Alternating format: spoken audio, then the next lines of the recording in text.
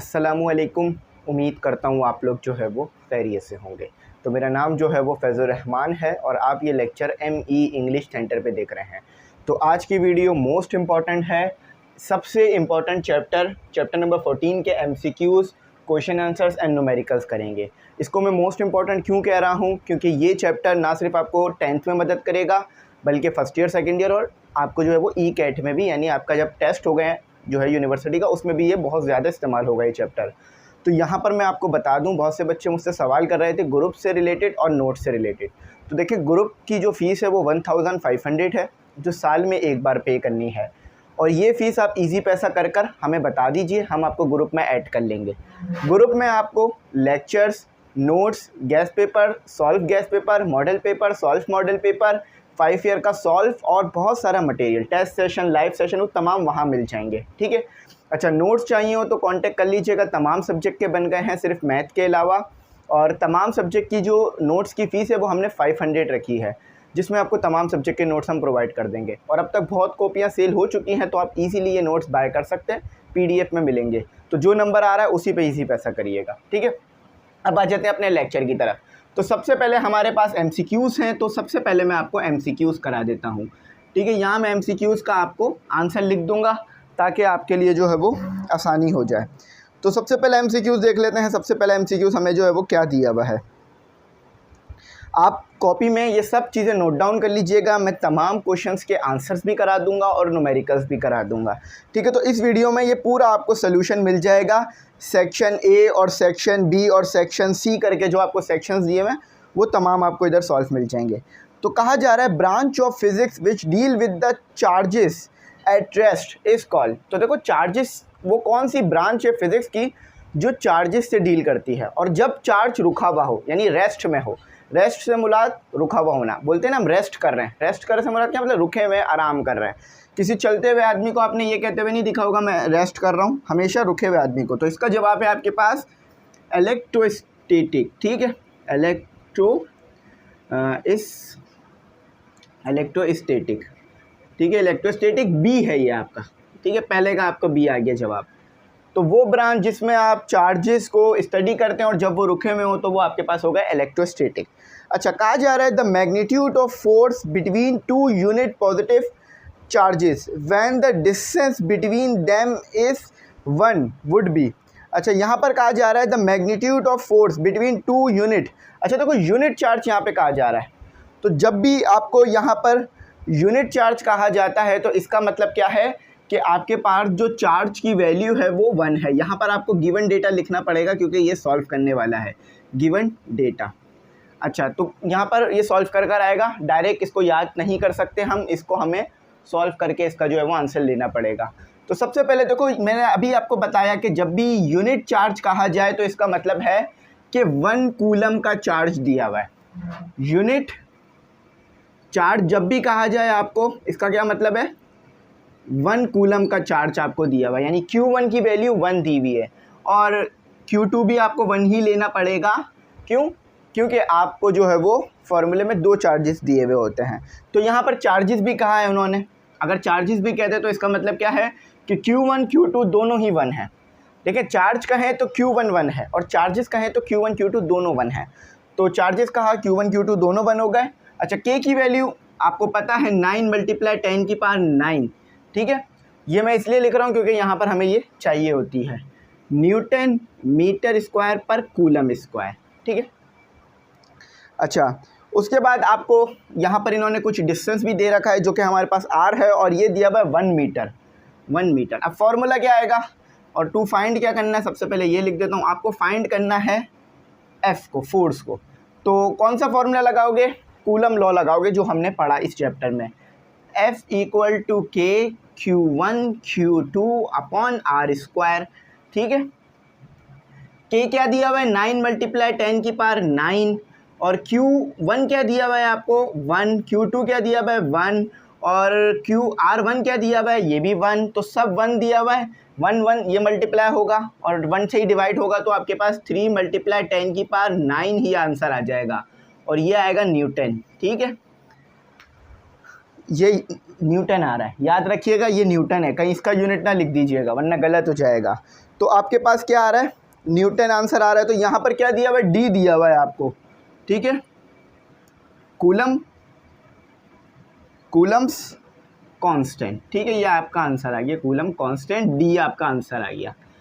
समझा दिया मैंने, एक बार फिर समझ लीजिए कि Q1 भी 1 था, Q2 भी 1 था, और R जो था वो भी आपके पास 1 ही ऑलरेडी गिवन था।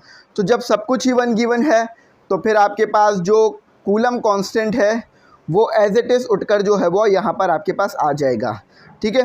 तो अब इसी तरह से दूसरा न्यूमेरिकल भी देख लेते हैं कि दूसरे न्यूमेरिकल में आपको क्या कहा जा रहा है और आपने निकालना क्या है। अच्छा, सबसे पहले मैं यहाँ पर आपको ये जो कांस्टेंट है इसका बता देता हूँ। कांस्टेंट का यूनिट है आपके पास न्यूटन मीटर स्क्वायर पर कूलम स्क्वायर। ये यूनिट गलत ना कीजिएगा, ठीक है। अब आ जाए आगे करते हैं।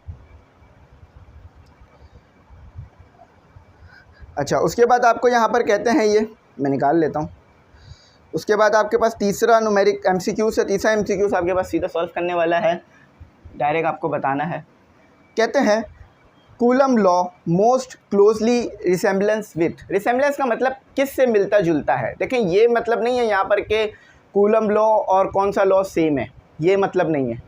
ये मतलब नहीं है कि कूलम लॉ और कौन सा लॉ यहाँ पर सेम है, ये नहीं है।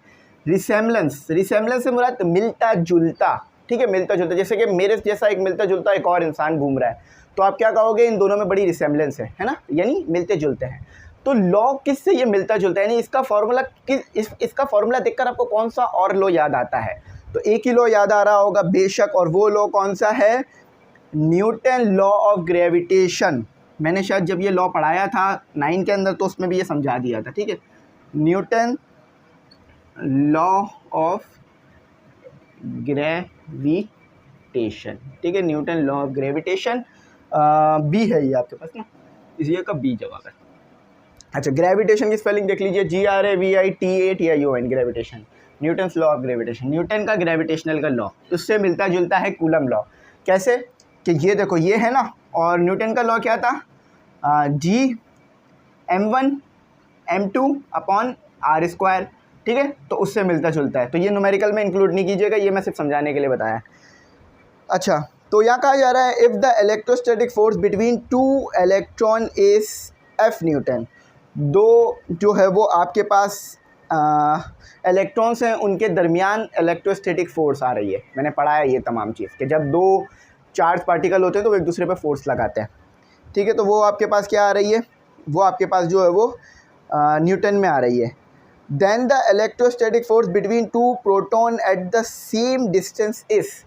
तो देखिए यहाँ पर ये जो है वो सॉल्व होगा, यहाँ पर इसे क्या करना पड़ेगा, इसे हमने पूरा एक प्रॉपर वे में सॉल्व करना पड़ेगा। तो यहाँ पर इसे सॉल्व कैसे करेंगे, सबसे पहले मुझे ये रिमूव कराना पड़ेगा, मतलब जो मैंने अभी किया था उसे मैं रिमूव करूँगा। और इसको समझिएगा, यहाँ से ये बड़ा लॉजिकल क्वेश्चन है, ये बड़ा ही लॉजिकल MCQs है, न्यूमेरिकल है बेसिकली, और ये शायद पेपर में भी एज इट इज़ उठ कर आ जाए, क्योंकि ये सबसे हार्ड MCQs कह सकता हूँ मैं आपके लिए है, क्योंकि इसमें आपको कोई डेटा नहीं है, लेकिन फिर भी आपको जो है ना रेशो बताना है चीज़ों का।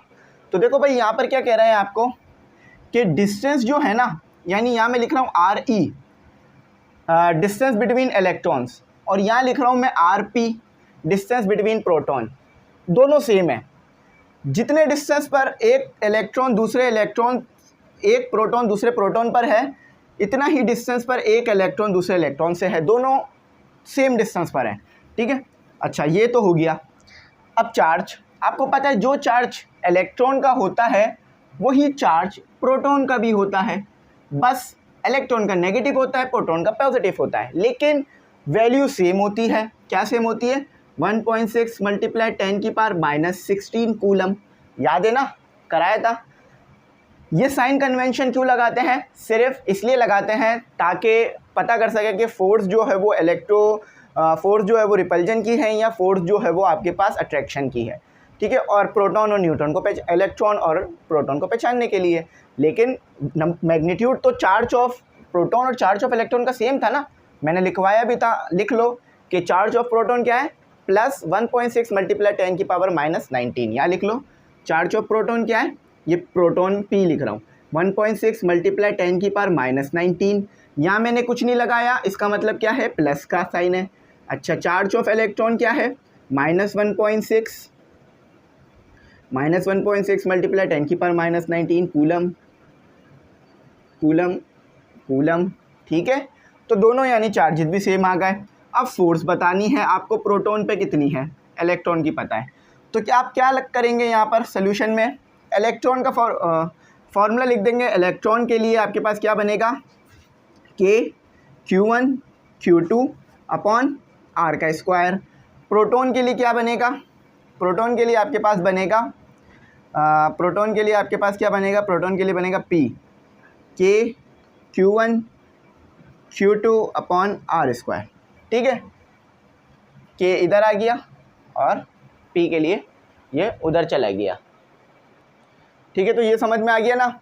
अब देखो मैंने अभी बताया था कि Q1 Q2 इसकी वैल्यू सेम होगी, तो इसको ये 1 2 हटा सकते हो आप, क्योंकि जो वैल्यू Q की आ रही होगी वही Q1 की भी आ रही होगी। तो ये क्या हो जाएगा आपके पास, ऐसे बन जाएगा FE इक्वल टू, यहाँ पर ये आगे बढ़ के कैसे बन जाएगा, के Q का स्क्वायर अपॉन R का स्क्वायर। जो वैल्यू Q1 की आ रही होगी वही Q2 की, और यहाँ भी ऐसा ही सीन होगा। ठीक है, तो मैं इसको भी ऐसे लिख देता हूँ FP। तो जो वैल्यू K की आ रही होगी वही, जो यहाँ पर K की वैल्यू आ रही होगी वो यहाँ भी आ रही होगी, कांस्टेंट है। और R भी दोनों जगह सेम है, उन्होंने पहले ही कह दिया था कि R सेम है। तो यहाँ पर मैं लिख देता हूँ charge of first electron Q1, charge of second electron Q2, दोनों सेम है। Q1 की वैल्यू भी आ रही होगी 1.6 मल्टीप्लाई 10 की पावर, ये यहाँ पे लिख लो Q1 E, यहाँ नहीं लिखो कोई मसला नहीं है, समझ लो बस कि Q1, मैं लिख देता हूँ बल्कि Q1 E charge of electron बराबर होगा Q1 Q2 E के। ठीक है, और ये बराबर होगा Q1 P के और बराबर होगा Q2 P के। ठीक है, चारों की वैल्यू सेम आ रही होगी, तो इसको आप Q स्क्वायर कह सकते हो, Q स्क्वायर। ये भी सेम है, ये भी सेम है, तो FE इक्वल टू FP आ जाएगा आपके पास, है ना। बस उन्होंने क्या किया हुआ है कि यहाँ पर P नहीं लिखा हुआ, इधर E नहीं लिखा हुआ। उन्होंने कहा है कि charge of electron, force between two electron, force between two proton के बराबर ही होगी, क्योंकि चार्जेस सेम होते हैं। अब ये मैंने डेरिवेशन करके भी दिखा दी कि कैसे आता है। तो इसका जवाब है आपके पास 4F। ठीक है, आई होप समझ में आ गया हो। मैंने ये पूरा डिटेल बता दिया, इसका स्क्रीनशॉट चाहो तो ले लो। ठीक है, याद रखना ये पॉजिटिव नेगेटिव सिर्फ इनकी नेचर को शो करते हैं। फिर बता रहा हूँ, न्यूमेरिकल जब भी करते हो पॉजिटिव नेगेटिव नहीं लेते। सिर्फ यही चीज़ आपको कंफ्यूज कर सकती है कि सर पॉजिटिव में होता है प्रोटॉन, इलेक्ट्रॉन नेगेटिव में होता है। तो इसका रीज़न क्या है कि जब भी न्यूमेरिकल करते हो आप इनके साइन नहीं लेते। ये तो रीज़न हो गया न्यूमेरिकल की पॉइंट ऑफ व्यू से। और दूसरा पॉइंट ऑफ व्यू ये है कि जब भी इनका जो हम प्लस और नेगेटिव लगाते हैं वो सिर्फ बताने के लिए लगा रहे होते हैं कि ये प्रोटॉन है, ये इलेक्ट्रॉन का चार्ज है। ठीक है, ये प्लस नेगेटिव लगाने का मकसद प्रोटॉन को आइडेंटिफाई और इलेक्ट्रॉन को आइडेंटिफाई करने के लिए होता है। तो न्यूमेरिकल में तो ज़रूरी नहीं है आइडेंटिफाई करना हमारे को। चलो 5 पे आ जाओ। हाँ, इसके तो MCQs ही काफ़ी ज़्यादा मुश्किल हैं, तो चलें करते हैं। अच्छा, 6 में कहते हैं the work done on a unit charge against electric field intensity is called. तो हम अभी पढ़ चुके हैं कि जब भी आप वर्क करें, मतलब पहले पढ़ाया था अभी थोड़ी देर कुछ टाइम पहले मैंने, कि जब भी आप अगेंस्ट इलेक्ट्रिक फील्ड वर्क करते हैं और किसी चार्ज को मूव कराते हैं तो वो आपके पास क्या बनता है, वो आपके पास बनता है इलेक्ट्रिक पोटेंशियल। ठीक है, electric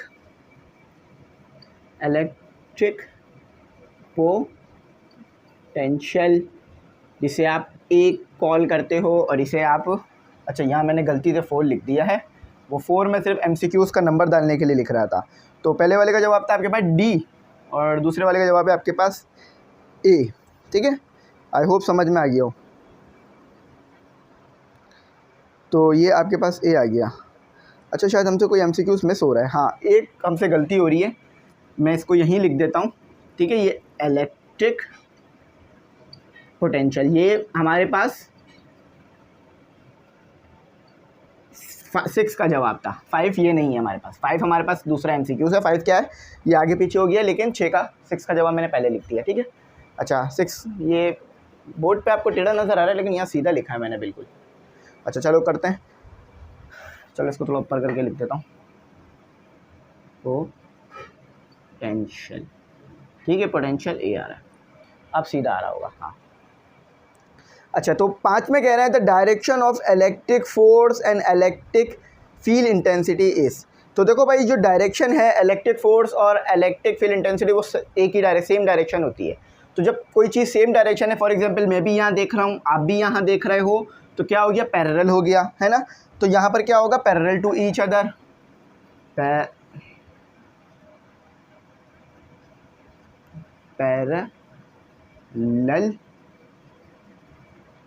parallel to each other, ठीक है, ये हो गया आपका। चलो 7 पे आ जाओ। 6 कर लिया हमने, उसका पोटेंशियल डिफरेंस जवाब था, इलेक्ट्रिक पोटेंशियल जवाब था। The capacitance of capacitor increase when they connected is. तो कैपेसिटेंस ऑफ अ कैपेसिटर बढ़ जाएगी जब हम उसे कैसे कनेक्ट करेंगे। तो मैंने बताया था जब आप पैरेलल कनेक्ट करते हो तो आपके पास कैपेसिटेंस जो है वो बढ़ जाती है, किसी भी तमाम नेट कैपेसिटेंस, ठीक है, या इक्विवेलेंट कैपेसिटेंस भी आप जिसे कह सकते हो, EQVIELANT, इक्विवेलेंट कैपेसिटेंस, ठीक है, पैरेलल। अच्छा, अब आपको कहते हैं, इसका लगा भी ले, यहाँ पर ए है इसका जवाब, ठीक है। अच्छा, आपको कहते हैं 2 कैपेसिटर्स ऑफ, 2 कैपेसिटर्स है आपके पास, एक है आपके पास 8 माइक्रोफैराड का, और बहुत ज़्यादा न्यूमेरिकल दे दिए इन्होंने इसी के अंदर उठाकर, तो ये न्यूमेरिकल तो इन्हें उसमें देने चाहिए थे और इन्होंने यहीं दे डाले, ठीक है, ये समझ गए थे ना। अब इसको भी सॉल्व करना पड़ेगा, न्यूमेरिकल वाइज क्वेश्चन है।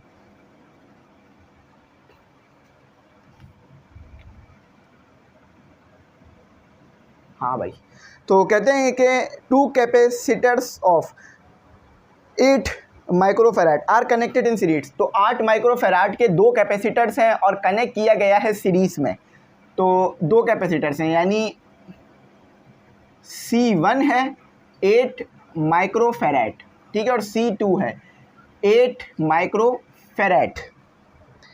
अच्छा, is connected, sorry, 2 capacitors of 8 microfarad are connected in series, then the equivalent capacitance is। तो equivalent की स्पेलिंग भी देख लो यहाँ पे, EQUIVALENT, equivalent।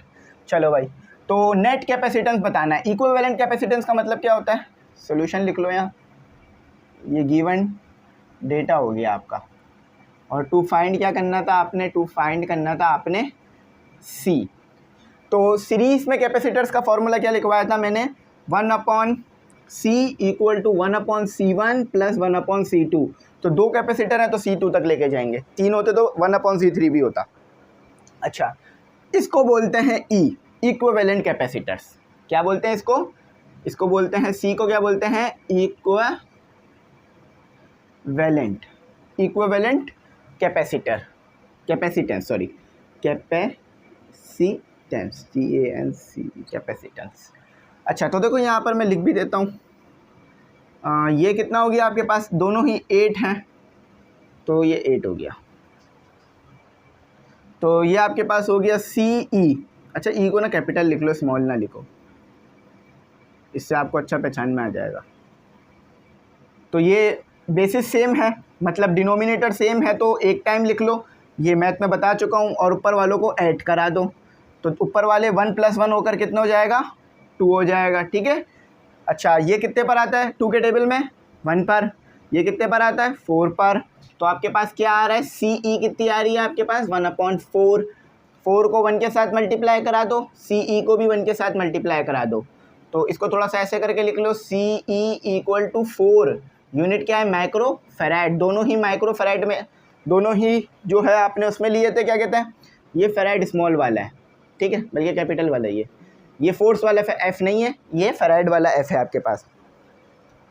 तो मैंने दोनों ही कैपेसिटेंस माइक्रोफैराड में लिए थे, तो आंसर भी माइक्रोफैराड होगा। तो यहाँ पर आपका आंसर कितना आ रहा है, अच्छा यहाँ पर शायद कुछ हमसे गलती तो नहीं हो गई है, यहाँ पर,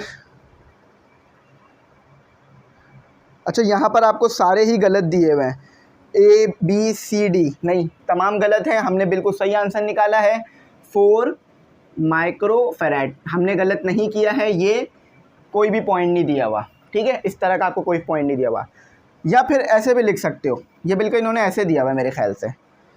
वैसे इक्विवेलेंट कैपेसिटर्स 1/4 निकली है, लेकिन उसको ऐसे ही लिखते हैं, अपॉन में ख़त्म करके लिखते हैं, कभी भी अपॉन में नहीं छोड़ते हैं। तो ऐसे लिख लो, या अगर ऐसे नहीं लिख रहे तो ऐसे लिखना पड़ेगा आपको फिर, CE = 1/4 माइक्रोफैराड, जो कि A बन रहा है। ठीक है, इस तरीके से भी लिख सकते हो, इस तरीके से भी लिख सकते हो, जिस तरह इन्होंने दिया हुआ तो मैंने ऐसे करके लिख दिया। ठीक है, 1/4 लिखोगे तो डिनोमिनेटर ख़त्म नहीं होगा, बरकरार रहेगा। 9 सेकेंड लास्ट है। The presence of a dielectric between the plates of capacitors, the capacitance मैंने बताया था, ऑफ कैपेसिटर मैंने बताया था कि अगर दो कैपेसिटर की प्लेट हैं, उसके बीच में कोई डाइलेक्ट्रिक मीडियम ले आओगे, ऐसा मीडियम जो कि करंट को रोकता है पास होने से, तो फिर क्या होगा, आपके पास कैपेसिटेंस जो है वो इंक्रीज़ हो जाएगी, क्योंकि ये डायरेक्टली प्रोपोर्शनल होती है। तो यहाँ आएगा आपके पास इंक्रीज, CREAS, इंक्रीज़ किस में दिया हुआ है आपको, A में ही दिया हुआ है इन्होंने। ठीक है, अच्छा अब आखिरी है 10 और फिर ये ख़त्म होता है। कहते हैं if the area of the parallel plate capacitor is double then the capacitance will be. अच्छा, एरिया अगर कैपेसिटर की प्लेट्स का डबल करोगे तो कैपेसिटेंस पे क्या फ़र्क पड़ेगा। तो ये फार्मूला आपको कराया नहीं गया है, फार्मूला होता है आपके पास, फार्मूला आपके पास ये था A/E0, नहीं E0, मैं फार्मूला लिख देता हूँ, C = E0 A/D। ये फार्मूला आपको पढ़ाया नहीं गया है इस कोर्स में, तो ये मैं अपने पास से लिखवा रहा हूँ, क्योंकि ये MCQ इसी फार्मूले से होगा। तो अगर आप A को डबल करोगे, ये इसका यही सोल्यूशन है, यहाँ लिख लो। ठीक है, जो मैं करा रहा हूँ ना, ये इसका सोल्यूशन है। अगर A को आप डबल करोगे तो 2 को बाहर निकाल लो, फार्मूला क्या बन गया, दोबारा कैपेसिटेंस का फार्मूला बन गया। ये किसके बराबर होता है, C के बराबर होता है, तो इधर C पुट कर दो, 2C हो जाएगा, यानी कैपेसिटेंस डबल हो जाएगी। तो इसका आंसर है डबल। अब ये फार्मूला पढ़ाया नहीं गया था, फिर कह रहा हूँ, इसका मतलब ये नहीं है कोई चीज़ नहीं पढ़ाई तो आ नहीं सकती, वैसे तो यही होना चाहिए, नहीं आनी चाहिए, लेकिन आ गई है तो कर लेते हैं, कोई मसला नहीं है, डबल C। ठीक है, तो तमाम के जवाब कंफर्म करते हैं। पहले का इलेक्ट्रोस्टैटिक, कूलम कांस्टेंट यानी फोर्स कूलम कांस्टेंट ही आ गई थी आपके पास, Newton law of gravitation, F parallel to each other, electric potential parallel, 4 microfarad या 1/4 माइक्रोफैराड, इंक्रीज़ और डबल। ठीक है, तमाम के आंसर्स मिल गए हैं।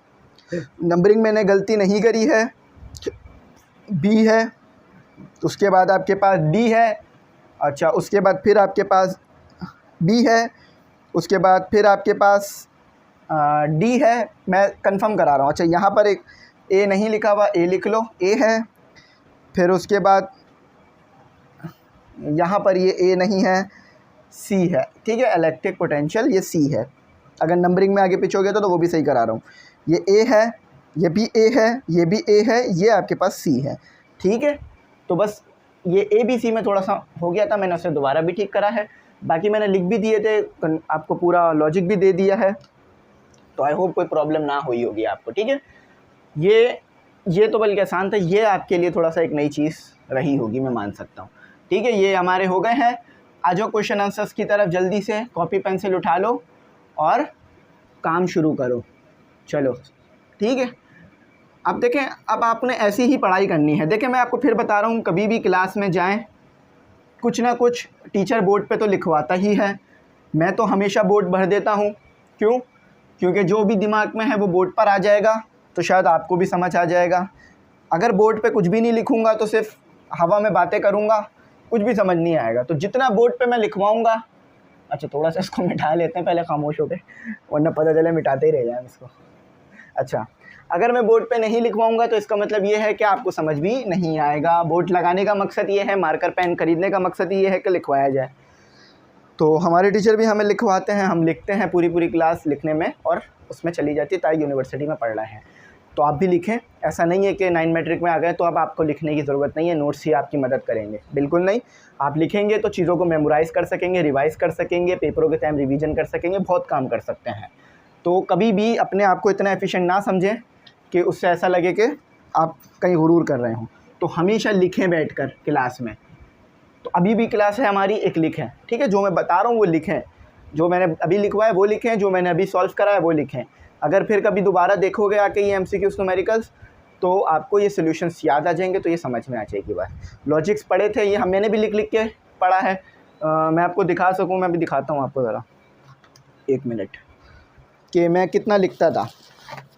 मैं आपको ये मोटिवेशन के लिए दिखा रहा हूँ। तो ये मेरा वो रजिस्टर है जिस पे मैं, थोड़ा सा पीछे से फटी है, ये है रजिस्टर। इस पूरे रजिस्टर पर अगर मैं आपको दिखाऊँ, ये पूरा का पूरा रजिस्टर फ़िज़िक्स से भरा हुआ है, फ़िज़िक्स के काम से भरा हुआ है। देखो यहाँ तक पूरा फ़िज़िक्स का काम है। ये इसमें और भी है, टेस्ट वेस्ट देता था, पूरा देखो भरा हुआ है। और ऐसा एक और है, हरे कलर का एक और भी है, वो मेरे बराबर में रखा हुआ है, वो इसी के बराबर में देखो पूरा भरा हुआ है, पूरे में फ़िज़िक्स का काम है। तो ये देखो कितना बड़ा है, 500 रुपये का मैंने लिया था उस टाइम पे। इस तरह का एक और भी है, वो भी दिखाता हूँ, वो भी भरा हुआ है। तो ये लिख लिख के भरा, लिख लिख के पढ़ा, लिख लिख के सीखा। देखो एक और है, ये देखो, ये एक और है, ये देखो, ये आधा भरा हुआ है लेकिन ये भी भरा हुआ है। ठीक है, तो आप लोग क्या करना हो, आप लोग भी लिखो, ऐसा नहीं है लिखोगे नहीं, आप लोग लिखो। अभी भी मेरे पास हैं ये, तो आप भी लिखो, ताकि मोटिवेशन के लिए दिखाएं, ताकि आप लोग भी लिखो। अच्छा, तो आ जाओ अब करते हैं। चलो, सबसे पहला क्वेश्चन मैंने बोर्ड पे नोट डाउन कर दिया है, क्वेश्चन कराता हूँ, उसके बाद मैं ब्रेक लूँगा, 5 मिनट का पानी वानी पीऊँगा, फिर आगे पढ़ाऊँगा। अच्छा, explain the how electric charge can be generate and measured in very simple experiment. Explain how electric charge can be generate. तो मैंने बताया था कि इलेक्ट्रिक चार्ज को पैदा नहीं किया जा सकता। जैसे एनर्जी क्रिएट नहीं की जा सकती, इसी तरह से इलेक्ट्रिक चार्ज भी क्रिएट नहीं होता, एक बॉडी से दूसरी बॉडी में मुंतकिल हो जाता है। याद रखना, इलेक्ट्रिक चार्ज कभी भी क्रिएट नहीं होता, एक बॉडी से दूसरी बॉडी में शिफ्ट होता है। इसी का आंसर भी देख लीजिए, लगे हाथ आंसर भी लिख लीजिए। तो यहाँ लिखा हुआ है, प्रोडक्शन से मुराद पैदा करना नहीं है, प्रोडक्शन से मुराद शिफ्ट करना है, एक बॉडी से दूसरी बॉडी में ले जाना है। When we comb our hair with the plastic comb and then bring it close to small piece of paper, the comb will attract the paper piece to itself. तो यहाँ भी यही बात लिखी है कि जब हम कंघे को बालों में करते हैं तो उसमें चार्ज आ जाता है, मेरे बाल ख़राब हो गए, तो उसमें चार्ज आ जाता है। तो पैदा नहीं हुआ, आया। ठीक है, पैदा होना क्या कि था ही नहीं, बन गया। जैसे हम पैदा होते हैं, हमारा कोई वजूद नहीं होता। आज से 50 साल पहले या 30 साल पहले या 25 साल पहले मेरा कोई वजूद नहीं था, लेकिन मैं पैदा हुआ, आप भी। तो इसी तरह से चार्ज पैदा नहीं होता, एक बॉडी से दूसरी बॉडी में मौजूद था, हज़ारों सालों से था, जब से दुनिया बनी ये था, एक एक बॉडी से दूसरी बॉडी में आता रहा। ठीक है, लेकिन पैदा नहीं हुआ, खुद से पैदा नहीं हुआ। याद रखिएगा, मैं बार बार बता रहा हूँ, इसमें गलती ना कीजिएगा। ये पूरा का पूरा ऐसे ही है, लिख लीजिएगा। अच्छा, और एक और इसमें ये भी शामिल कर लीजिएगा, we can not create electric charge. इधर लिख लो, वी कांट, ये कॉन्ट्रैक्शन है, we can't CREAT create electric charge, CHARG। जब मैं हमेशा पढ़ाता हूँ तो एक बात बताता हूँ कि पढ़ाने की बरकत से क्या हुआ है कि मेरी भी स्पेलिंग और राइटिंग और तमाम चीज़ें बेहतर हो गई हैं। ठीक है, तो लिख लिया, नहीं लिखा हो तो बाद में देख के इस पॉज कर लेना, लिख लेना। ठीक है, तो पहला सवाल हो गया, क्वेश्चन नंबर 2। ये बहुत अच्छे तरीके से क्वेश्चन बनाया हुआ है, 1 2 3 4 करके। अब वो होते थे ना 1 part A, part B, part C, फिर उसका भी फर्दर पार्ट रोमन में, मतलब पहले एक क्वेश्चन 1 है, उसका पार्ट A है, क्वेश्चन 1 का भी पार्ट है, वो ऐसे लिखे हुए हैं। तो मैं कह रहा हूँ कि ये क्या है, क्वेश्चन 1 पार्ट A, फिर उसके भी पार्ट है। तो इससे बेहतर यही है कि एक एक करके 2 3 4 जितने भी देने दे दीजिए, ताकि दिमाग भी बना रहे और काम भी होता रहे। सिर्फ आसानी के लिए मैं ज़रा कैब उठा लूँ। अच्छा भाई, explain how an electroscope is built. अच्छा, electroscope is built and how it operate. Electroscope पढ़ा था ना कि ये जो है वो बताता है कि चार्ज है या नहीं, सिर्फ ये बताता है कि चार्ज है या नहीं, ये नहीं बताता कि चार्ज पॉजिटिव है या नेगेटिव। ठीक है, आपको पता है चाहे नेगेटिव चार्ज हो या पॉजिटिव चार्ज हो, वो दोनों ही अट्रैक्शन और रिपल्जन करते हैं अकॉर्डिंग टू कंडीशन। ये सिर्फ ये बताता है कि भाई जो चीज़ आ रही, जो चीज़ है उसमें चार्ज है, पॉजिटिव नेगेटिव ये नहीं बता सकता। अच्छा, अब मैं खून ले आऊँ आपके सामने, सॉरी इसको समझ लो इस तरह से कि मैं आपके सामने लाल कलर का खून ले आऊँ, ठीक है, और मैं पूछूँ किसका है, तो आप नहीं बता सकते। क्या पता वो खून जानवर का भी हो सकता है, क्योंकि जानवर इंसान सबके खून लाल ही होते हैं ना, तो आप नहीं बता सकते। इसी तरह से ये भी नहीं बता सकता कि चार्ज पॉजिटिव है नेगेटिव, हाँ लेकिन ये बता सकता है कि चार्ज है, और जिस तरह आप खून देख के बता सकते हो किसी जानदार का है, तो इस तरह ये भी है। बहुत ही सिंपल एग्जाम्पल है, आई होप समझ आ गई होगी। अच्छा इसको हटा देते हैं, चलें। ये है एक्सप्लेन हाउ एन इलेक्ट्रोस्कोप, अच्छा ये पढ़ लिया अभी मैंने, इसी को जवाब लिख लो। Construction, an electroscope has a metal detector knob on top and metal leaves on connecting rod, when there is no charge present the metal leave are allowed to hang. तो ये जो है आपके पास क्या होता है, ये आपके पास जो है वो इसके अंदर एक मेटल की नॉब होती है, मैंने ये बहुत डिटेल में पढ़ाया है, आप लिख लीजिएगा इलेक्ट्रोस्कोप एमी इंग्लिश सेंटर, तो ये वीडियो आपको मिल जाएगी। तो इसके अंदर ये नॉब होती है, जब चार्ज वाली चीज़ करीब लाते हो तो ये उठ जाती है, और जब नहीं होती तो ये चार्ज वाली चीज़ जैसी थी वैसी ही रहती है। ठीक है, तो ये हो गया। और पूरा जवाब लिख लेना, मैं इसका पूरा जवाब चला दूँगा। State and explain the coulomb law, coulomb law को स्टेट करो, स्टेट यानी वजाहत दो, पूरे वाज़े तौर पे लिखो और एक्सप्लेन करो। अब देखो यहाँ एक्सप्लेन आ गया ना, तो डेरिवेशन भी इसकी देनी ही होगी, नेसेसरी आ जाती है, तो इसकी डेरिवेशन भी देना जो कि दी भी गई होगी।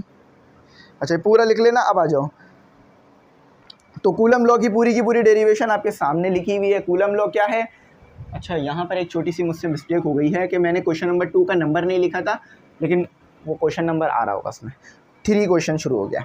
तो देखो भाई, कूलम लॉ क्या कहता है कि जब भी दो चार्जेस एक दूसरे के करीब होंगे, इसको इस तरह समझ लो कि जितना ज़्यादा चार्ज का मैग्नीट्यूड होगा, यानी जितना ज़्यादा चार्ज की वैल्यू होगी फोर्स उतनी ज़्यादा होगी, यानी जितना इंसान वज़नदार होगा उतना ही जो है वो फोर्स लगा सकता है ना। फॉर एग्ज़ाम्पल अगर मेरा वज़न शायद 60-70 किलो होगा, 70 लगा लो, तो मैं कम फोर्स लगा सकता हूँ। अगर इसी तरह 90 किलो का इंसान है वो ज़्यादा फोर्स लगा सकता है ना। जितना ज़्यादा मास उतना ज़्यादा फोर्स, इधर भी वही है, जितना ज़्यादा चार्ज का मैग्नीट्यूड उतनी ज़्यादा फोर्स। अच्छा, अगर आप आग के करीब होगे तो आग की तपिश ज़्यादा महसूस होगी, और दूर होगे तो तपिश कम महसूस होगी। तो अगर चार्ज दूर होंगे तो फोर्स कम लगेगी, ठीक है। अगर चार्ज एक दूसरे से दूर सेपरेट हुए होंगे तो फोर्स आपके पास कम आ रही होगी। जब चार्ज एक दूसरे के करीब होंगे तो फोर्स आपके पास ज़्यादा होगी, इन्वर्सली प्रोपोर्शनल होती है बेसिकली।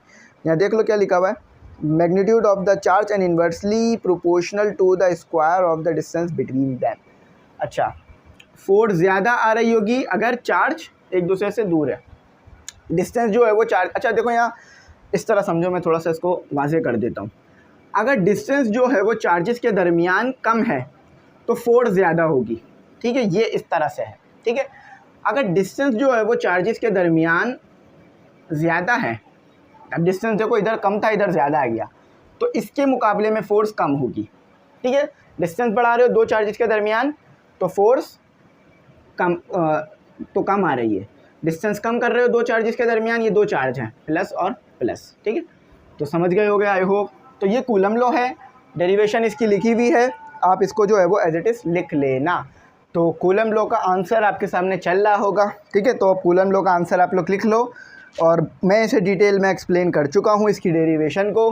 अगर आपको ये देखना हो पूरा डिटेल टॉपिक तो आप लिखिएगा कूलम लॉ एमी इंग्लिश सेंटर, आपको वीडियो मिल जाएगी।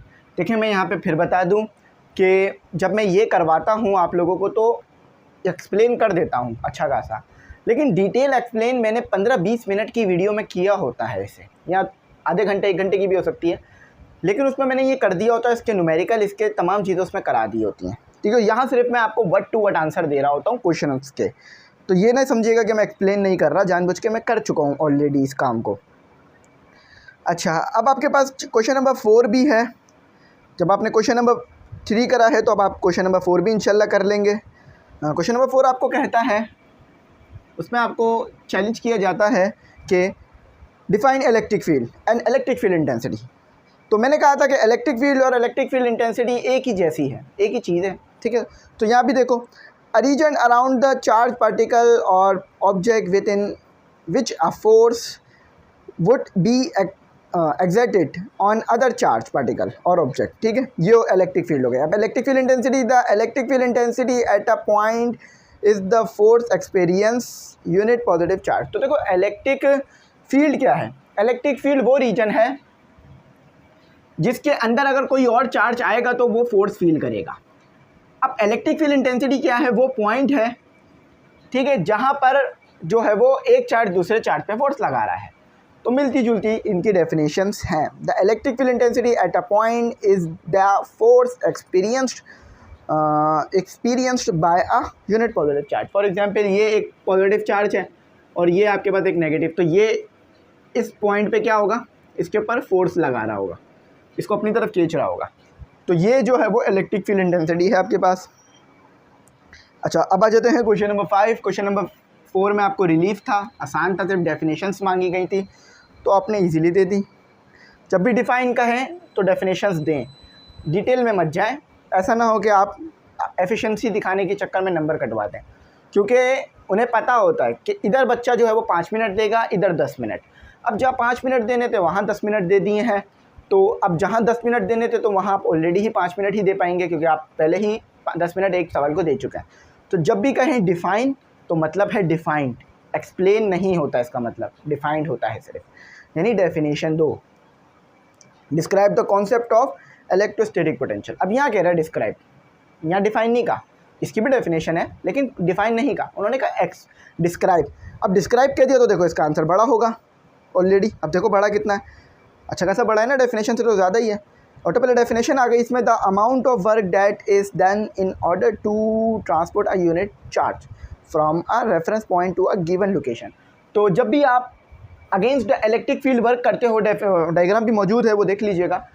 तो जब भी आप against the electric field work करते हो तो अगेंस्ट इलेक्ट्रिक फील्ड वर्क करने से आपको जो है वो एक पोटेंशियल वर्क करना पड़ता है, एक उस पॉजिटिव चार्ज पर वर्क करना पड़ता है फील्ड के अक्रॉस अगेंस्ट। तो इसी को कहते हैं आप पोटेंशियल, इलेक्ट्रोस्टैटिक पोटेंशियल या पोटेंशियल डिफरेंस भी इसे बोला जा रहा होता है। तो ये नोट्स हमारे बने हुए हैं एमई इंग्लिश सेंटर के, हमारे खुद के कोचिंग के, हमारे खुद के टीचर ने बनाए हैं, यानी हमारे टीचर ने बनाए हैं। तो आप अगर इसको बाय करना चाहें तो कर सकते हैं, उसमें ये तमाम चीज़ें आपको एक PDF में मिल जाएंगी, तमाम चैप्टरों का होगा ये नोट्स। ऐसा नहीं है कि सिर्फ चैप्टर नंबर 14 के होंगे, तमाम चैप्टर नंबर 10 से लेकर चैप्टर नंबर 21 तक होंगे ये, या 20 तक हैं तो 20 होंगे, ठीक है। आ जाओ क्वेश्चन नंबर 6 की तरफ चलते हैं। तो ज़्यादा डिटेल एक्सप्लेन मैंने नहीं करा, इसका एक्सप्लेन मैं पहले ही कर चुका हूँ। इलेक्ट्रोस्टैटिक पोटेंशियल लिखकर एमई इंग्लिश सेंटर लिखना, वीडियो मिल जाएगी। हमें 12 क्वेश्चन करने हैं तो 12 के हिसाब से टाइम मैनेजमेंट होगी, न्यूमेरिकल भी कराने हैं। डिस्क्राइब पोटेंशियल,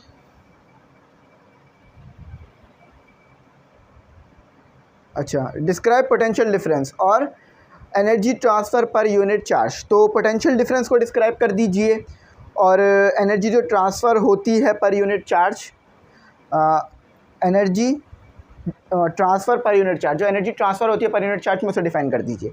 तो पोटेंशियल डिफरेंस मैंने आपको बताया है क्या होता है कि एक चीज़ जो है वो हाई पोटेंशियल पर है प्लस में, और एक चीज़ नेगेटिव में। तो इन दोनों के दरमियान का डिफरेंस, इसका पोटेंशियल माइनस करा जाएगा तो आपके पास पोटेंशियल डिफरेंस आ जाएगा, जिसका फॉर्मूला होता है V2 माइनस V1, ठीक है। तो यही चीज़ यहाँ भी लिखी हुई है और यहाँ पर थोड़ा अलग तरीके से लिखा हुआ है। अब यहाँ पर देखो कैसे लिखा है, जो पोटेंशियल डिफरेंस आ रहा होगा ना उतना ही आपको वर्क करना पड़ेगा। यानी देखो पहले वो एक पोटेंशियल पर है जो कि V1 है, यानी अगर कोई ऑब्जेक्ट यहाँ पर है तो उसके मतलब V1 वाला पोटेंशियल यानी V1 वाली एनर्जी तो उसमें स्टोर होगी। तो जब उसे V2 पे ले जाना है तो बस इतना पोटेंशियल उसे और देना है कि V2 डेल्टा V आ जाए। तो जैसे ही आप उसको और दे दोगे तो वो V2 पे निकल जाएगा, क्योंकि उसके बाद इतनी एनर्जी आ गई। तो इसी को कहते हैं आप पोटेंशियल डिफरेंस। तो यहाँ वर्क की एग्जाम्पल से लिखवाया गया है, it is the work done per unit charge to move a unit charge from one to another is an electric field. तो ये भी उसी तरह की डेफिनेशन है जो कि ऊपर लिखी हुई थी, ठीक है, इसको लिख लेना। फिर बोल रहा हूँ डिटेल समझना हो तो लिखिएगा potential difference ME English centre, या फिर लिख दीजिएगा electrostatic potential ME English centre, video मिल जाएगी। यूनिट इसका वोल्ट होता है, हम पढ़ चुके हैं। वोल्ट यूनिट कैसे बनता है, वोल्ट यूनिट कैसे बनता है, 1 जूल 1 कूलम, ठीक है। लेकिन आपने जब भी न्यूमेरिकल करना है ये लिखना है, ये नहीं लिखिएगा। सही तो ये भी है लेकिन लिखेगा ये, इसे माना जाता है स्टैंडर्ड। अच्छा, नेक्स्ट कहते हैं provide an example of when static electricity, अच्छा मैं इसे जो है ना पहले इसका नंबर कर देता हूँ ताकि आप लोगों को ना आसानी रहे। क्वेश्चन नंबर 7 पर आ गए हैं। कहते हैं कि provide an example of when static electricity could cause harm as well as the major than to prevent injury. तो यहाँ पर आपने जो है ना थोड़ा सा रीजनिंग टाइप क्वेश्चन इधर आपको दिया हुआ इन्होंने, तो यहाँ लिखा हुआ है कि the danger of static electricity comes when the transfer of charge is so create that it's create a spark. तो जब भी आप किसी चीज़ को छूते हो या दो तार एक दूसरे से टकराते हैं तो एक स्पार्क पैदा होता है। क्यों? क्योंकि चार्जेस जो है वो एक दूसरे के अंदर जा रहे होते हैं, यानी इलेक्ट्रॉन जो है वो प्रोटॉन में जाते हैं और एनर्जी को रिलीज़ करते हैं, यानी इलेक्ट्रॉन एटम में वापस जाता है और एनर्जी रिलीज़ करता है, जिससे अगर आप अगर आप पकड़ लो, आपकी बॉडी भी कंडक्टर होती है, एक तरह से कंडक्ट करती है इलेक्ट्रिसिटी को, तो वो आपकी बॉडी से करंट गुजर जाता है। और अगर ज़मीन से टकराया हुआ है आपका जिस्म, यानी आप ज़मीन पे खड़े हैं, तो वो ज़मीन में निकल जाता है, तो जिससे आपको करंट लगता है। तो इस तरह ये होता है। पूरा का पूरा इसका जवाब लिखा हुआ है, आप एज इट इज़ इसको कोट कर लेना, ठीक है। और समझा दूंगा मैं इंशाल्लाह, और मैं समझा चुका हूँ इसे पहले भी। अच्छा 8। अब एक सवाल भी मैं यहाँ डिटेल में समझाऊंगा ना तो कम से कम आधा घंटा चाहिए, जब जाके बात डिटेल में सिर्फ इस वीडियो में समझ में आएगी।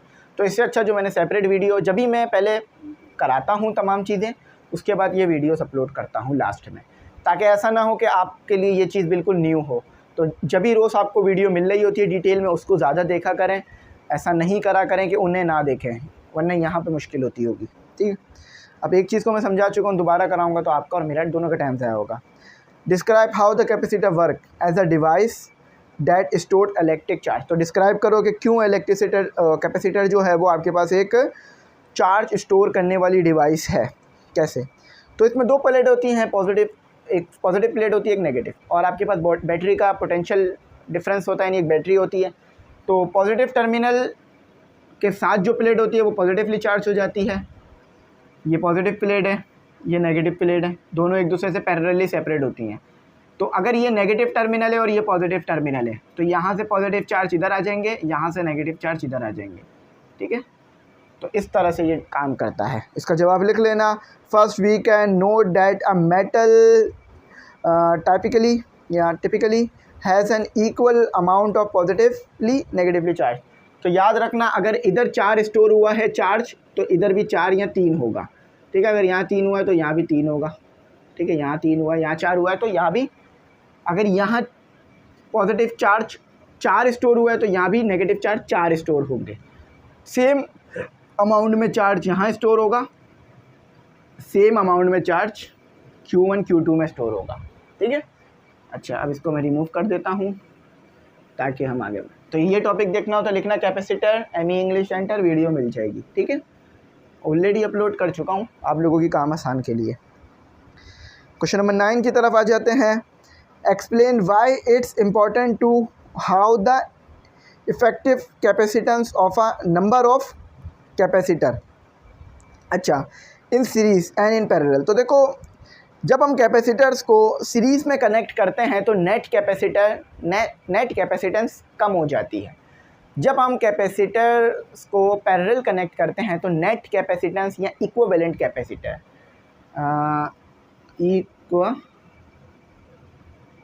इक्विवेलेंट, ठीक है, इक्विवेलेंट, ठीक है। इक्विवेलेंट कैपेसिटर जो है वो बढ़ जाती है जब आप पैरेलल कनेक्ट करते हो, ठीक है। और जब सीरीज़ में कनेक्ट करते हो तो कम हो जाती है। ये बात याद रखिएगा, बड़ी इंपॉर्टेंट बात है और बहुत ही ज़्यादा काम आने वाली ये चीज़ है आपके पास, ठीक है। अगर ये चीज़ भूलेंगे तो फिर आपको जो है वो मुश्किलात का सामना करना पड़ेगा, ठीक है। अच्छा, इक्विवेलेंट में यहाँ ई आता, मैं यही सोच रहा था, यहाँ थोड़ा सा गलती हो गई, बाकी सही है। अच्छा, तो इसका जवाब लिखा हुआ है, एज इट इज़ लिख लो, कोट कर दो। तो इसका जवाब है, यहाँ से आपके पास है, यहाँ से so that we can change effective capacitance as per our requirement. तो हम अपनी रिक्वायरमेंट के हिसाब से कैपेसिटेंस को जो है वो चेंज कर सकते हैं, सीरीज़ में, पैरेलल में, जैसे चाहे कनेक्ट कर सकते हैं। इसका इतना ही जवाब है।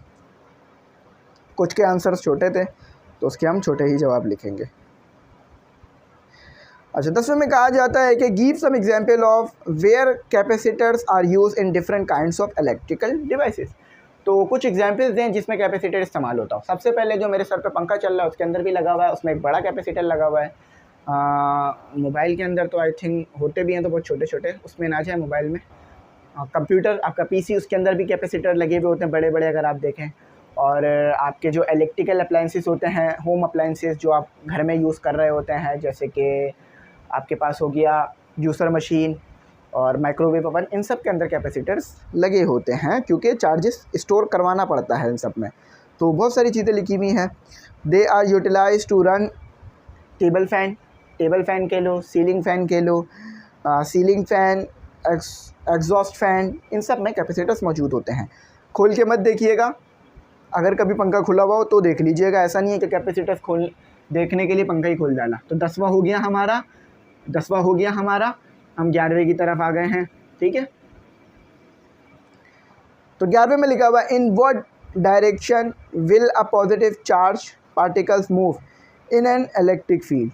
एक इलेक्ट्रिक फील्ड है, उसके अंदर पॉजिटिव चार्ज किधर मूव करेगा, किस तरफ मूव करेगा। A positive charge particle is an electric field will tend to move in the direction of the electric field line. तो पॉजिटिव चार्ज जो है वो इलेक्ट्रिक फील्ड लाइन की डायरेक्शन में मूव करेगा। ठीक है, अच्छा, does a series connection between capacitor always result in a equal amount of charge being stored in each capacitor. तो कहा जा रहा है क्या सीरीज कैपेसिटर्स में ऐसा होता है कि हर प्लेट पर सेम चार्ज स्टोर हो। तो बिल्कुल मैंने बताई थी ये बात कि अगर आपने सीरीज कनेक्शन कर दिया है, ठीक है, ये पैरेलल लाइंस कैपेसिटर्स के लिए आती हैं। सीरीज कनेक्शन अगर कर दिया है, सीरीज़ कनेक्शन अगर आपने कर दिया है, यहाँ लगा लो नेगेटिव, ऊपर की तरफ लगा लो। ठीक है, अगर सीरीज़ कनेक्शन कर दिया है तो आपके पास चार्जेस जो हैं वो सेम आ रहे होंगे। ठीक है, यानी जो चार्ज C1 में आ रहा होगा वही C2 में आ रहा होगा, वही C3 में आ रहा होगा। C1 equal to C2 C3 के बराबर। ठीक है, अगर इसमें चार्ज Q आ रहा है तो इसमें भी Q आ रहा होगा, इसमें भी Q। अब तीनों Q है तो यानी सेम अमाउंट। अब चाहे तो लिख लो Q इक्वल टू 3 कूलम, समझाने के लिए लिख रहा हूँ। ठीक है, 4 5 जितने कूलम भी हों वो आप देख सकते हो। अच्छा, तो ये 12वां क्वेश्चन था या 11वां क्वेश्चन था, मैं देख लेता हूँ। ये 12वां क्वेश्चन था। ठीक है, तो हमारे क्वेश्चन जो है वो यहाँ कंप्लीट हुए। अब मैंने मूव करना है न्यूमेरिकल सबसे इम्पॉर्टेंट हिस्से की तरफ, जो कि आपके लिए ज़्यादा मुश्किल रहते हैं। तो मैं खुद भी एक फ़िज़िक्स का स्टूडेंट हूँ, तो मैं आप लोगों को कोशिश करता हूँ कि न्यूमेरिकल से यूज़ टू कर दूँ, आपको फेमिलियर कर दूँ। फेमिलियर से मैं क्या मुराद है कि आप उसको देखते ही आपके दिमाग में उसका जवाब क्लिक करे। ठीक है, अच्छा अब आ जाओ। खड़े खड़े मेरा भी जो है वो पाँव में बड़ा दर्द हो गया है, काफ़ी टाइम से मैं भी यहाँ खड़ा हुआ ही हूँ आपको कराने के लिए। अच्छा, टोटल कितने न्यूमेरिकल्स हैं? 6 न्यूमेरिकल्स हैं, 3 3 के सेट में करते हैं, 1 2 3। न्यूमेरिकल नंबर 1, ठीक है, न्यूमेरिकल नंबर 2, न्यूमेरिकल नंबर 3। इसका भी जवाब मेरे पास लिखे हुए हैं, लेकिन मैं आपको एज इट इज़ उसकी स्लाइड नहीं दूंगा, समझाऊंगा, क्योंकि न्यूमेरिकल अगर समझ आ जाए तो पूरा टॉपिक वहीं क्लियर हो जाता है। गिवन डेटा टू फाइंड, ठीक है, सब में ऐसे ही होगा। कहते क्या है, what is the electric force of repulsion. Repulsion यानी दो ऐसे चार्ज हैं जो अपोजिट हैं, एक नेगेटिव होगा एक पॉजिटिव होगा, तो रिपल्जन होगा यानी एक दूसरे, सॉरी, रिपल्जन यानी दोनों पॉजिटिव हैं या तो दोनों नेगेटिव हैं। अट्रैक्शन होता है पॉजिटिव नेगेटिव में, लेकिन सेम चार्जेस में रिपल्जन होती है हमेशा, चाहे वो नेगेटिव सेम चार्जेस हों या पॉजिटिव सेम चार्जेस हों। तो कहते हैं कि what is the electric force of repulsion between two electrons at the distance of 1 metre. तो देखो भाई, इलेक्ट्रॉन का आपको चार्ज नहीं दिया, ई भी लिख सकते हो या क्यू भी लिख सकते हो। ठीक है, ये ई भी चार्ज है, ये क्यू भी चार्ज है। तो -1.6 मल्टीप्लाई 10 की पावर -19, ठीक है, Q1 ये हो गया, Q2 ये हो गया, 1.6 माइनस लिख लो, मल्टीप्लाई 10 की पावर -19। ये भी इलेक्ट्रॉन है, ये भी इलेक्ट्रॉन है, तो चार्ज तो सेम होगा। और दोनों एक दूसरे से कितना दूर हैं? 1 मीटर के फासले पर हैं। तो क्या होगी आपके पास फोर्स, ये बता दो। ये फोर्स है, सिंबल है फोर्स का, लॉ कौन सा इस्तेमाल करोगे? कूलम लॉ, के Q1 Q2 upon are square, ठीक है। अच्छा, जब कभी भी याद रखना अगर सेम होती है ना आपके पास चार्जेस दोनों, तो ऐसे फार्मूला भी कहीं कहीं लिखा हुआ मिल सकता है बुक में। तो इसका मतलब क्या होता है कि दोनों चार्जेस सेम है तो दोनों स्क्वायर हो गए। लेकिन मैं ऐसे नहीं लिखूंगा, मैं ऐसे ही लिखूंगा, सिर्फ समझाने के लिए लिख रहा था, ठीक है, समझाने के लिए मैंने लिखा उसे। तो के की वैल्यू क्या है? 9 मल्टीप्लाई 10 की पावर 9 हम पढ़ चुके हैं। 1.6 मल्टीप्लाई 10 की पावर -19, ठीक है। चाहे तो माइनस लगा लो, नहीं भी लगाओगे तो भी समझ में तो बात आ जाएगी। 1.6 मल्टीप्लाई 10 की पावर -19, ठीक है। आर क्या है? 1 मीटर का स्क्वायर। 1 मीटर का स्क्वायर आप अच्छी तरह जानते हैं, 1 मीटर का स्क्वायर ही रहता है। चलो इसकी मैं कैलकुलेशन करना सिखा दूं आप लोगों को, आई होप नज़र आ रहा होगा,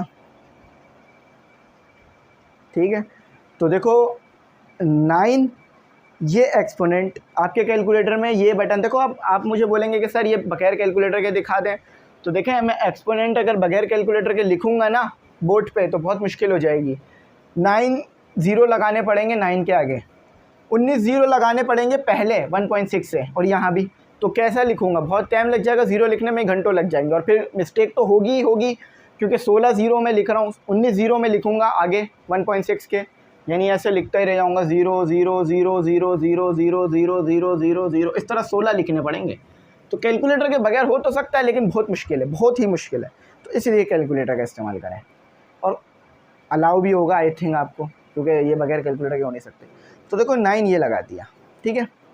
अब देखो नीचे तो 1 का स्क्वायर है, तो 1 का स्क्वायर ऐसे ही ख़त्म हो जाएगा। 1 डिनोमिनेटर में 1 से डिवाइड करा दो किसी भी चीज़ को, वो 1 ही रहता है, और 1 का स्क्वायर भी 1 ही आता है, ठीक है। अब देखो कितने सारे ज़ीरो आ रहे हैं उसके आगे।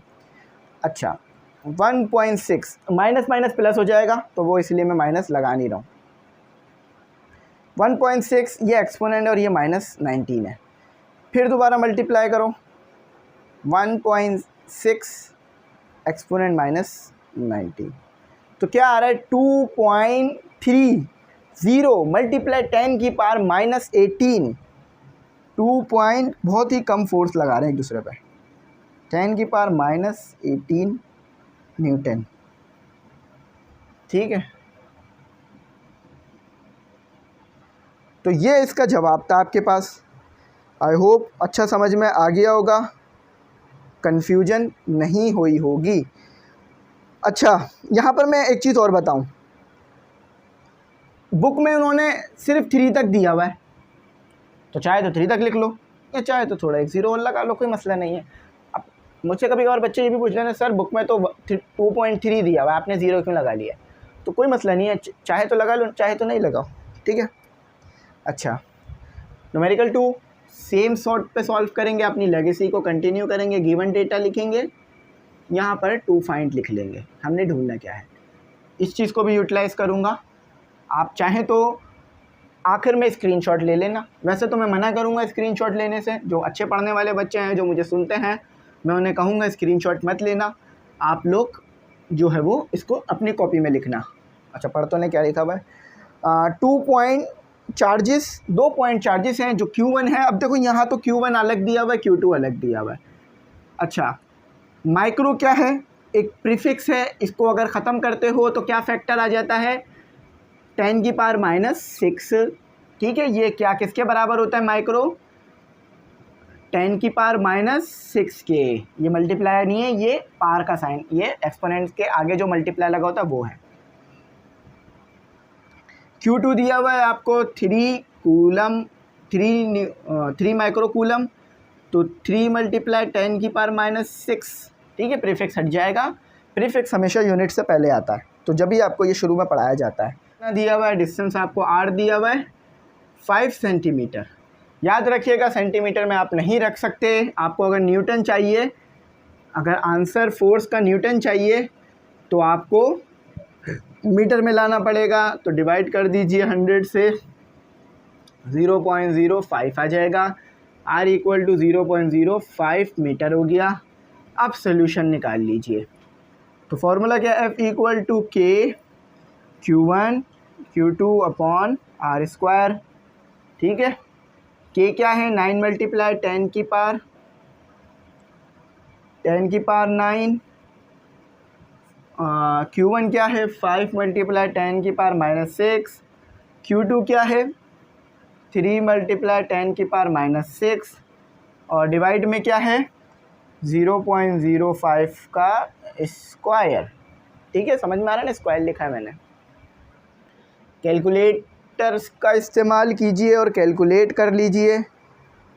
ठीक है, तो 9 मल्टीप्लाई 10 की पावर 9 और मल्टीप्लाई बाय 5 एक्सपोनेंट 10 की पावर 6 मल्टीप्लाई बाय 3 एक्सपोनेंट, जब इनको सॉल्व करेंगे तो आएगा क्या 0.135। इससे पहले कैलकुलेटर चलाना सिखा दिया है क्वेश्चन नंबर 1 के अंदर। अगर क्वेश्चन नंबर 2 डायरेक्ट देख रहे हो तो क्वेश्चन नंबर 1 देख लेना, उसमें कैलकुलेटर चलाना सिखा दिया है।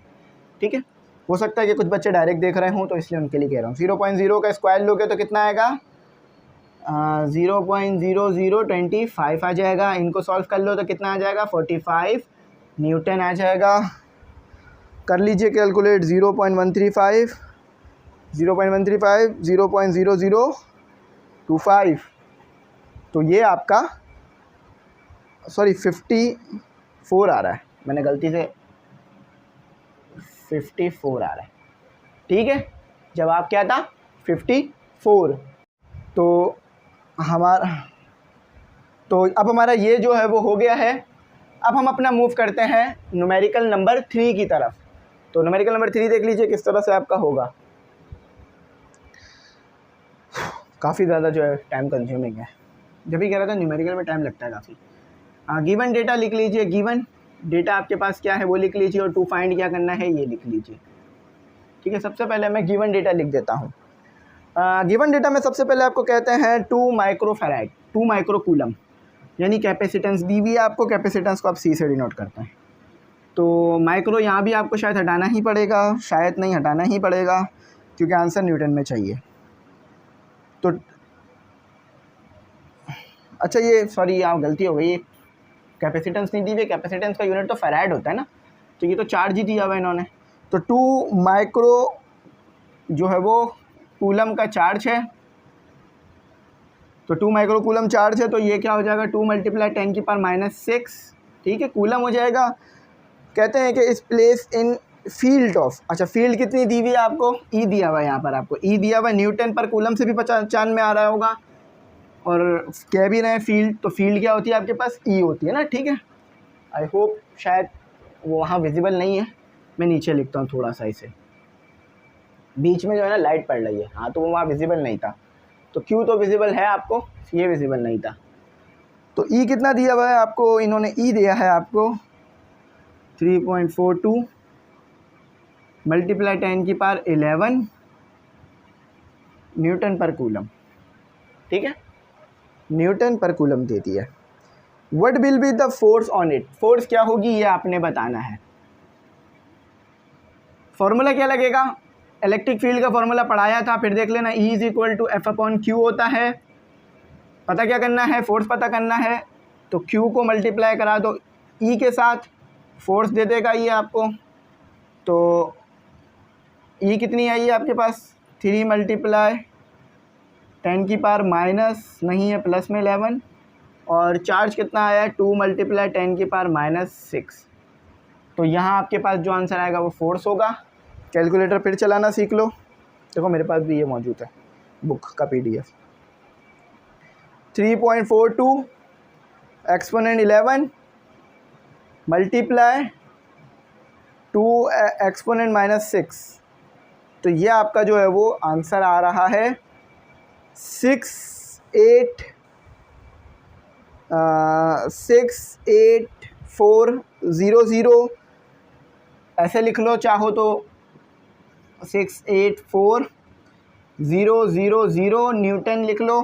या अगर आपको इन्होंने बुक के अंदर ऐसे नहीं दिया हुआ, बुक के अंदर साइंटिफिक नोटेशन दिया हुआ है, तो पॉइंट यहाँ पर है 1 2 3 हो जाएगा। तो ये कितना हो गया आपके पास ना 684 मल्टीप्लाई 10 की पावर 3 न्यूटन। दोनों तरीके से लिख लो, जवाब करेक्ट होगा। साइड में हो गया, स्क्रीनशॉट ले लो। अब करते हैं न्यूमेरिकल 4, फिर न्यूमेरिकल 5, फिर न्यूमेरिकल 6। अच्छी तरीके से मैंने बोर्ड पे एक्सप्लेन भी किया है और इसका क्वेश्चन का जवाब भी लिख दिया है। रिमूव कर रहा हूँ। आपने आई होप इसका स्क्रीनशॉट मैंने मना किया था ना लेना, लेकिन लिख लेना वीडियो को पोस्ट करके। सिर्फ इसीलिए कह रहा हूँ ताकि आपकी जो है वो तैयारी अच्छी हो जाए, ठीक। तो अब अपना न्यूमेरिकल नंबर 4 करते हैं। काफ़ी ज़्यादा टाइम कंज्यूमिंग है, आप लोग इस चैनल को सब्सक्राइब ज़रूर कीजिएगा और दोस्तों में भी शेयर कर दीजिएगा, ठीक है। चलें क्वेश्चन 4 नहीं, न्यूमेरिकल 4 यहाँ करेंगे अल्हम्दुलिल्लाह, और इंशाल्लाह 5 यहाँ करेंगे और इंशाल्लाह 6 यहाँ करेंगे, ठीक है। हाँ, गिवन डेटा यानी आपको क्या इन्होंने दिया हुआ है, और टू फाइंड क्या करना है आपने। अगर ये 2 चीज़ें आप पहचानेंगे तो फिर इंशाल्लाह आंसर को फॉर्मूला भी पहचानेंगे। What is the charge on the capacitor, charge क्या है कैपेसिटर पे, यह आपने बताना है। तो चार्ज बोल रहे हैं तो यानी क्यू ही पूछ रहे हैं। अच्छा, यहाँ पर आप क्यू को ऐसे नहीं लिखते, ऐसे लिखते हैं, ठीक है, कैपिटल करके। कैपिटल यानी पूरी प्लेट पे क्या चार्ज है वो बताना है। इफ़ आप लोगों के दिमाग में अगर ये सवाल आया है कि इसको क्यों लिखा हुआ है सर क्यू, इसको ऐसे क्यों नहीं लिख रहे हैं, ये वाला क्यू क्यों नहीं लिख रहे हैं, ये वाला क्यू क्यों लिख रहे हैं, तो ये कैपिटल क्यू डिफाइन करता है पूरी बॉडी पे चार्ज, यानी ये समझ लो पूरे बोर्ड पे चार्ज मौजूद है। और ये क्यू डिफाइन करता है सिर्फ इधर चार्ज मौजूद है, तो ये इसलिए ऐसे करके लिखते हैं। अच्छा, इसी लिख दिया मैंने। तो सी कितना दिया हुआ है 40 माइक्रोफैराड। तो देखो मैंने अभी बताया माइक्रो को आप रिप्लेस करते हो तो 10⁻⁻6 आ जाता है आपके पास। Capacitor has a potential difference of V. अच्छा चलो भाई अल्हम्दुलिल्लाह बहुत आसान आ गया ये, ठीक है, वी आपके पास आया हुआ है। अच्छा अब आंसर बताते थे क्या आ रहा है, ठीक है, अब कुछ तब्दील तो कराना नहीं है। Q is equal to CV जमा कराता है ना CV, जब आप भी जॉब पे लगेंगे तो CV जमा कराएंगे ना, तो वही है 40 मल्टीप्लाई 10⁻⁻6 और 6, बस सिंपल इनको मल्टीप्लाई करा दो। मैं कैलकुलेटर का इस्तेमाल कर रहा हूँ। 40 एक्सपोनेंट -6 मल्टीप्लाई बाय 6। एक बच्चे ने मुझे बोला था कि सर आप कैलकुलेटर का इस्तेमाल करते हैं, आपको आता नहीं है तो मुझे बहुत हंसी आई थी उस वक्त। तो देखो मैंने फिर उसको बताया भी था, देखो बेटा कैलकुलेटर का इस्तेमाल करने का मकसद सिर्फ इतना ही होता है कि जो एक्सपोनेंट वाली वैल्यूज़ है उन्हें जल्दी जल्दी सॉल्व करें और आंसर निकालें। चलो, जब भी कोई आप पे तनकीद करे ना तो इसका मतलब ये नहीं है कि आप उस पर भी तनकीद करें या उसे बुरा भला बोलें। आप सोचें कि क्या पता वो सही बात तो नहीं कर रहा है, आपके अंदर वाकई वो बुराई तो नहीं है। तो कैलकुलेटर का भी यहाँ इस्तेमाल आपको पता है करना ही होता है। अब ये चीज़ें अगर मैं रफली सॉल्व कराऊंगा तो 40 के आगे 6 0 लगाने पड़ेंगे, फिर उसको सॉल्व करना कितना मुश्किल हो जाएगा। तो सब अलग अलग चीज़ें हैं, तो कैलकुलेटर से कर लेते हैं। The potential difference between 2 point S, 2 point के दरमियान पोटेंशियल डिफरेंस कितना दिया हुआ है, डेल्टा वी नहीं लिखूंगा मैं, वी से लिखूंगा इसे, ठीक है। पोटेंशियल डिफरेंस डेल्टा वी से नहीं लिखा जाता, वी से लिखा जाना होता है। If an unknown charge is, unknown charge आपके पास है बिटवीन 3 पॉइंट इज, यानी बिटवीन 2 पॉइंट इज होगा। The amount of work done is, find the amount of charge. हाँ बिल्कुल, तो भाई देखो यहाँ आपको जो इन्होंने वर्क डन दे दिया, वर्क कितना हुआ है, 500 जूल, यूनिट से भी पहचान में आ रहा होगा। लेगेसी टूट गई है, हमने लिखा नहीं, गिवन डेटा टू फाइंड, ठीक है। तो चार्ज क्या है ये बताओ। अच्छा यहाँ चार्ज आप क्यों नहीं लिखते, ऐसे लिखते हो, स्मॉल लिखते हो, क्यों, क्योंकि एक चार्ज की बात कर रहे हो, यहाँ पर पूरे प्लेट पे चार्ज की बात होती है। सोल्यूशन बहुत आसान है, क्या फॉर्मूला था, V is equal to W/Q। W को उधर लेके जाओगे V इधर आ जाएगा, एक को एक जगह लेके जाते हो तो दूसरा उसकी जगह आता है ना, ऐसा होता है ना, कहीं जॉब खाली हो जाए तो फिर कोई और आ जाता है, तो यहाँ भी बिल्कुल वही चीज़ है। कितना है 500 और वोल्टेज कितना है, तो कितना आ रहा है, ये 1 पर आता है 100 के टेबल में, ये कितने पर आता है 5 पर, ठीक है। तो 5 कूलम का आ रहा है, डिवाइड भी करके देख लो, और 105 बिल्कुल सही है। एक गलती है इसमें, वो क्या, वो आपने मुझे बतानी है। सर यूनिट के बगैर मैंने बताया आपका एक नंबर कटेगा ही कटेगा, ठीक है, क्योंकि यूनिट के बगैर क्वांटिटी को पहचानना नामुमकिन है। ये 5 है, क्या है, फोर्स है, कूलम है, मतलब आपके पास जो है ये चार्ज का मैग्नीट्यूड है, ये वोल्टेज है, ये कैपेसिटेंस है, क्या है ये नहीं बता सकते, अब क्या है, m मीटर डिस्टेंस है, ठीक है। तो ये जब भी बोलते हैं यूनिट लगाओ, शायद इस तरह आपको किसी ने ना बताया हो। अभी कैमरा गिर जाता तो मेरे पाँव में तार फंस गया था, ठीक है, गिवन डेटा, क्योंकि जिस दिन कैमरा टूटेगा उस दिन फिर वीडियोस आना बंद हो जाएंगी, क्योंकि फिर कैमरा सही करवाना पड़ेगा ना। लेकिन मैं इंशाल्लाह कोशिश करूँगा कि अगर कभी मुझ पर कोई मुश्किलात आएँ या कुछ भी परेशानी हो, चाहे तबीयत ख़राब हो या कोई भी इंस्ट्रूमेंट टूट जाए, तो मैं कुछ ना कुछ करके एक वीडियो डाल दूँगा जिससे पता चल जाएगा आपको कि कुछ प्रॉब्लम चल रही है, ठीक है। ताकि आपकी पढ़ाई का मैं बहुत से बच्चे जो है मुझसे ही कोर्स कर रहे होते हैं, कोचिंग नहीं जा रहे होते हैं, मेरे ही वीडियोस को देखते रहते हैं क्योंकि मैं पूरा कोर्स करा रहा होता हूँ। तो उन लोगों के लिए मैं कुछ ना कुछ करके वीडियो अपलोड करा करूँगा। इंशाल्लाह आप लोगों की ज़िम्मेदारी जो मैंने ली है उसे पूरा करूँगा। Find the equivalent capacitance when आ। इक्विवेलेंट कैपेसिटेंस आपको क्या पता करनी है, नेट कैपेसिटेंस पता करनी है। क्या पता करना है, सी ई लिख लो, ठीक है। नेट कैपेसिटेंस लिखा हुआ आ जाए तो भी सी ई ही बोल रहे होते पता करने के लिए। सी क्या दिया हुआ है आपको, C1 क्या दिया हुआ है आपको, कैपेसिटेंस व्हेन आ, एक है आपके पास 10 माइक्रोफैराड। इसको फैराड माइक्रो से तब्दील ना करो, माइक्रो में ही रख के सॉल्व कर दो, क्योंकि आंसर भी फिर माइक्रो में ही आ रहा होगा, ठीक है। याद रखना, मैं अभी थोड़ी देर में समझा देता हूँ ये चीज़, ठीक है। पहले मैं वैल्यू लिख देता हूँ। C1 दिया हुआ है इतना, C2 दिया हुआ है 3 माइक्रोफैराड, C3 दिया हुआ है आपको 2 microfarad. Capacitor are connected in series, series में कनेक्ट है, याद रखिएगा, पैरेलल नहीं है, ठीक है। अच्छा याद रखो, अगर ये दोनों माइक्रोफैराड में दिए हुए होते और ये नहीं दिया हुआ होता तो इन दोनों को भी आपको माइक्रोफैराड में लेकर माइक्रोफैराड को ख़त्म करना पड़ता या इसको माइक्रोफैराड में लाना होता। लेकिन जब तीनों ही माइक्रोफैराड में दिए हुए हैं तो तीनों को एक साथ रख के सॉल्व कर दो, जो आंसर आएगा वो भी माइक्रोफैराड में ही आएगा। क्योंकि याद रखना, जब आपने तीनों में एक ही प्रीफिक्स इस्तेमाल किया है तो आंसर में भी वो प्रीफिक्स आएगा, कटेगा नहीं। अच्छा देखो, सीरीज़ में क्या फॉर्मूला था, 1/C ई लिख लो, 1/C1, 1/C2, 1/C3। Video post करके खुद भी करने की कोशिश करना, यहाँ से बात मैंने आपको लिखवाया है, ठीक है। 1/4, 1/3, 1/2। चलो इसको ऐसे कर लो, 2 करके एलसीएम ब्रेक कर लो, 3 + 4, ठीक है। ये 3 देखो यहाँ पर ये क्या हुआ है, मैं मिटा दूंगा ये सभी, ठीक है। ये इसके साथ मल्टीप्लाई हो गया, 4 इसके साथ, और ये दोनों आपस में। 3 1 के साथ कितना हुआ, 3 आ गया, 4 1 के साथ कितना हुआ, 4 आ गया, 3 4 के साथ कितना हुआ, 12 आ गया, और ये एज इट इज आ गया।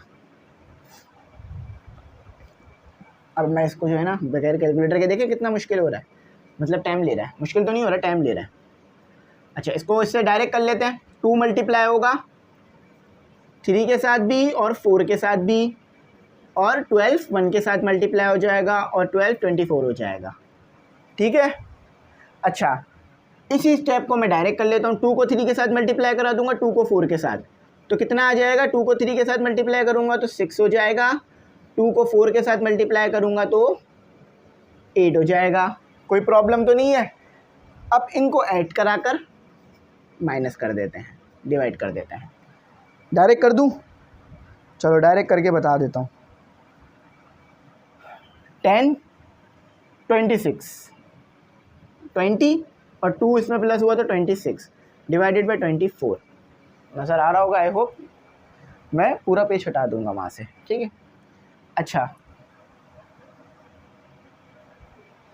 एक प्रॉब्लम हो रही है, वहाँ जगह नहीं है, अब इधर कर देंगे इसका कुछ आंसर। चले देखते हैं, पहले कर तो लेते हैं, मैं समझा दूँ आपको डायरेक्ट कि क्या ऐसे कर रहा हूँ मैं। देखो सी को उधर ले जाओ, सी को इधर ले आओ, इधर कर रहा हूँ मैं। 24 को ऊपर ले गया ताकि सिर्फ सी आ जाए मेरे पास, 26 को नीचे ले आया, इसको ऐसे लिख लो, ठीक है। सी आपके पास ऐसे आ जाएगा ई में, और 26 को इधर ले आया मैं, 24 को मैं ऊपर ले आया, 26 को नीचे ले आया। क्या किया मैंने, रेसिप्रोकल किया है। आज तक मैंने कभी भी वो इससे इस्तेमाल नहीं किया, बोर्ड का पहली बार कर रहा हूँ तो ये काफ़ी यूटिलाइज है। इधर समझ लो क्या किया है मैंने, 24 को मैंने मल्टीप्लाई करा दिया सी से, और सी को मल्टीप्लाई करा दिया 26 से, ठीक है। अब 26 को मैं नीचे ले गया, 24 के साथ रख दिया। ठीक है, ये चीज़ की है मैंने, चाहे तो ये इंक्लूड कर लेना वहाँ पर। तो आंसर क्या आएगा आपके पास? CE आपके पास आंसर आएगा। काफ़ी ज़्यादा जो है ना मुश्किल हो रही है। 24 डिवाइडेड बाय 26। मैं देख लेता हूँ इसमें आपको आंसर डेसिमल में दिया हुआ है, डेसिमल में दिया हुआ है। तो आपके पास बिल्कुल सही जवाब आ रहा है, 0.92 आ रहा होगा और आएगा माइक्रो फेराड। अब माइक्रो फेराड क्यों आ रहा होगा? क्योंकि मैंने यूनिट माइक्रो फेराड में रख दिए थे। इसको थोड़ा मैं ऊपर लिख देता हूँ, 1/CE और 26 डिवाइडेड बाय 24, 0.92 माइक्रो फेराड। अच्छा, इसको मैं मिटा रहा हूँ। अब आप इसको लिख लो पूरा, चाहे तो स्क्रीनशॉट ले लो, लेकिन मैं ये कहूँगा स्क्रीनशॉट ना लीजिएगा, इसको लिख लीजिएगा वीडियो को पॉज करके। अगर वीडियो पॉज होगी तो मुझे वॉच टाइम नहीं मिलेगा, सिर्फ आपको इसका आंसर मिलेगा। ठीक है, आई होप मेरी ये जो मेहनत है वो रायगा नहीं जाएगी, आपके काम आएगी बोर्ड के पेपरों में। और इंशाल्लाह मैं आगे भी आपको चीज़ें कराता रहूँगा। इसके बाद चैप्टर नंबर 15 शुरू करेंगे। चैप्टर नंबर 14 यहाँ हमारा कंप्लीट होता है। इंशाल्लाह इसके टेस्ट मैं ज़रूर रखूँगा ग्रुप के अंदर, आप लोग उसे अटैम्प्ट करिएगा और बाकी जो चीज़ें हैं वो मैं इंशाल्लाह ग्रुप में दूँगा। यहाँ पर एक छोटी सी चीज़ सुनते जाइए जाते जाते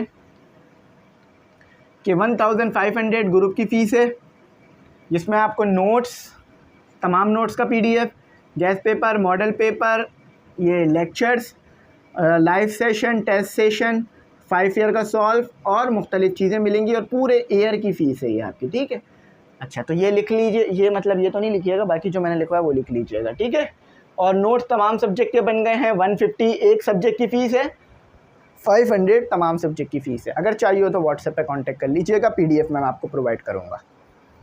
आई होप मेरी बात समझ में आई होगी, कुछ ऐसा इसमें नहीं होगा जो समझ ना आया होगा। हाँ, अगर मुझसे कुछ गलती हो गई हो कराते वक्त तो वो मैं इंशाल्लाह देख लूँगा, सही कर दूँगा। ठीक है, थैंक्स फॉर वॉचिंग। अल्लाह हाफिज़। अपनी कीमती दुआओं में मुझे ज़रूर याद रखें।